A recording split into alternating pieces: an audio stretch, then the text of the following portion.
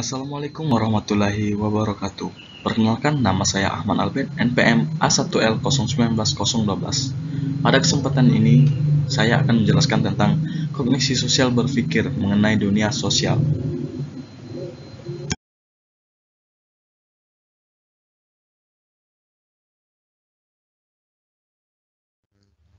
Pengertian kognisi sosial. Kognisi sosial adalah cara yang terjadi pada seorang individu untuk menganalisa, mengingat, serta menggunakan informasi yang didapatkan dari kejadian-kejadian sosial, serta berpikir mengenai orang lain.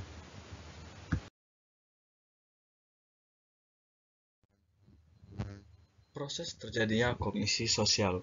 Yang pertama itu attention atau perhatian. Dalam proses yang pertama ini, seorang individu akan mulai melihat kejadian-kejadian atau gejala sosial yang terjadi di sekitarnya. Kemudian ada encoding atau pengkodean, yang mana pengkodean ini merupakan proses penyimpanan informasi ke dalam otak. Nah, informasi yang tersimpan ini merupakan fokus dari perhatian yang terjadi di proses sebelumnya. Nah, yang ketiga itu ada retrieval atau mengingat kembali. Nah, di mana proses ini adalah pembentukan kognisi sosial, juga akan melibatkan terhadap retrieval, yaitu mengingat kembali ingatan yang pernah disimpan di otak. Nah, selanjutnya itu skema sosial. Nah, skema sosial ini membantu kita dalam memahami dunia sosial, yang mana juga membantu untuk menuntut kita dalam melakukan sesuatu. Skema ini berisi harapan umum dan pengetahuan yang luas atau abstrak. Nah, jenis-jenis skema. Skema ini terdiri dari tiga, yaitu person. Nah, person itu merupakan suatu susunan sifat kepribadian yang mana digunakan untuk mengkategorikan orang dan membuat kesimpulan tentang perilaku seorang. Kemudian roles. Roles itu merupakan gambaran mengenai tugas serta peran individu dalam masyarakat. Yang terakhir adalah events, merupakan gambaran peristiwa sosial yang mana dialami atau terjadi berdasarkan urutan kejadian kegiatan individu sehari-hari. Berikutnya adalah heuristik. Heuristik merupakan aturan, strategi, atau prosedur sederhana dalam membuat keputusan atau dalam menarik kesimpulan tanpa usaha yang berarti. Nah, heuristik merupakan jalan pintas mental yang kita gunakan agar lebih cepat dan lebih sedikit mengeluarkan effort dalam mengambil keputusan atau menarik kesimpulan. Baron dan Brand 2004. Nah, kemudian prosedur heuristik ini kita lakukan dengan dua metode, yang pertama metode keterwakilan, di mana menilai berdasarkan kemiripan strategi untuk membuat penilaian atau keputusan berdasarkan pada sejauh mana stimulus atau peristiwa tersebut mempunyai kemiripan dengan stimulus atau kategori lain. Nah, yang berikutnya adalah ketersediaan, yang mana menilai berdasarkan kemudahan strategi untuk membuat keputusan berdasarkan seberapa mudah informasi dapat dimunculkan dalam pikiran. Nah, kesalahan dalam kognisi sosial.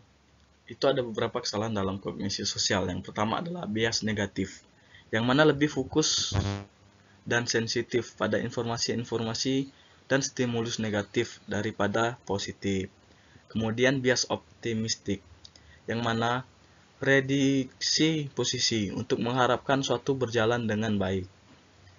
Selanjutnya adalah pemikiran kontrafaktual, yaitu membayangkan hasil lain daripada yang faktual, yang berujung pada penyesalan. Kemudian pemikiran magis, berpikir dengan melibatkan, yang mana asumsi yang tidak berdasarkan alasan yang rasional. Nah, yang terakhir adalah menekankan pikiran, usaha, yang mana usaha untuk mencegah pikiran-pikiran tertentu tidak muncul dalam keadaan sadar.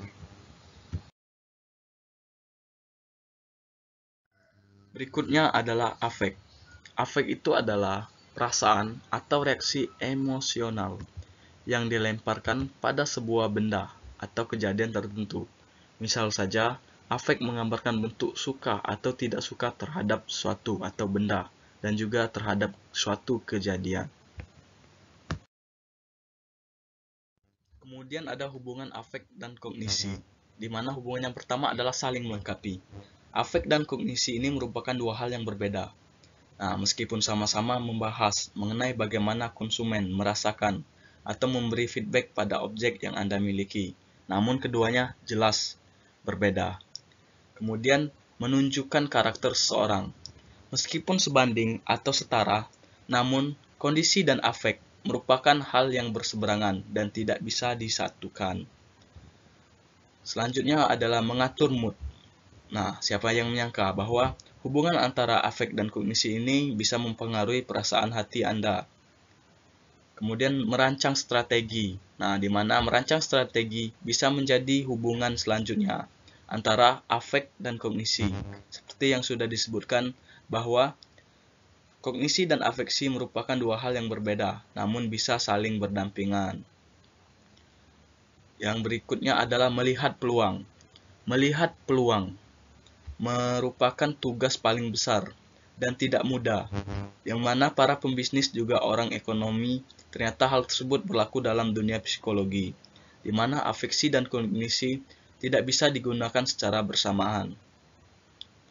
Nah, yang berikutnya adalah pembuktian teori.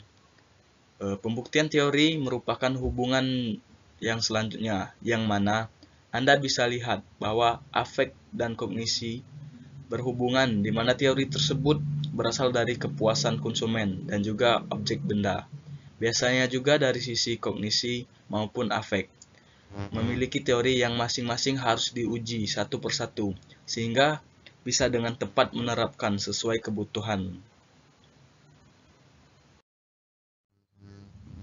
Baiklah, itu saja yang dapat saya sampaikan. Lebih dan kurangnya saya mohon maaf. Wabillahi taufik wal hidayah. Wassalamualaikum warahmatullahi wabarakatuh.